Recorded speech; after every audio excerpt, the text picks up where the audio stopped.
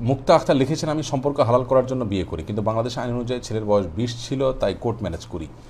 আমাদের দুই পক্ষের বাবা মা আমাদের দুজনকে অনেক পছন্দ করে, কিন্তু বিয়ে দিতে চায় প্রতিষ্ঠিত হওয়ার পর। কোর্ট ম্যারেজের কথা কেউ জানে না। এই মুহূর্তে আমাদের বিয়েটা কি হয়েছে, আর এটার সম্পর্কটা কি আমরা ধরে রাখবো নাকি ছেড়ে দিব? দেখুন, ফোকাহে আহনাফ বা হানাফি মাযহাব অনুপাতে মেয়ে যদি প্রাপ্তবয়স্ক হয়, ছেলেদেরটা তো বটেই, তখন ছেলে মেয়ে বিয়ে করলে সেটা জায়েজ হবে। বিধায় আপনাদের এই কোর্ট ম্যারেজে যদি দুজন সাক্ষীর উপস্থিতিতে শরিয়া নিয়ম অনুযায়ী বিয়ে হয়ে থাকে, তাহলে ফেকে হানাফি অনুযায়ী আপনাদের বিয়ে বিশুদ্ধ হয়েছে। আর আপনারা যদি ফিকহে হানাফিকে প্র্যাকটিস করে থাকেন, তাহলে সেক্ষেত্রে আপনাদের বিয়ে বিশুদ্ধ আছে। বাট আপনাদের জন্য সর্বাবস্থায় উচিত হলো অভিভাবকদের সম্মতিতে বিয়ের অ্যারেঞ্জমেন্ট করা।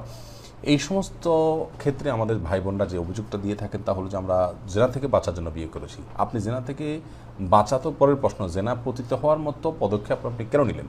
কেন সম্পর্ক রাখছেন? আপনি সম্পর্ক ছিন্ন করে ফেলেন, মোবাইল ডিলিট করে ফেলেন, দুই দিকে চলেন এবং যার যার কাজে আপনি ব্যস্ত হয়ে পড়েন।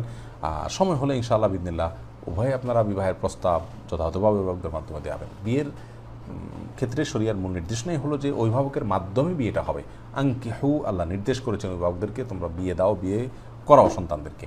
হ্যাঁ, তারাও সময় মতো করাচ্ছে না, তো সেক্ষেত্রে আপনি তাদেরকে বোঝাবেন, কাউন্সিলিং করাবেন, আপনার পদক্ষেপ আপনি নেবেন। হ্যাঁ, ব্যাপারটি যদি এই লেভেলে চলে যায় যে আপনি গুনাহে লিপ্ত হয়ে যাবেন, তাদের মধ্যে দিনের কোনো বুঝ নাই, তারা সেই দিকটা খেয়াল রাখছেন না, তাহলে সেক্ষেত্রে আপনি মেয়ে হলেও আপনি এলাকার কোনো আপনার দ্বিতীয় যদি অভিভাবক থাকে তিনি অথবা ইমাম সাহেব বা দায়িত্বশীল কারোর মাধ্যমে আপনি বিবাহে আবদ্ধ হতে পারেন। এই বিষয়ে বিস্তারিত আমাদের একটা ভিডিও আছে, সেটি দেখার চেষ্টা করবেন এবং হারাম সম্পর্ক থেকে বাঁচার আপনার চেষ্টা করবেন।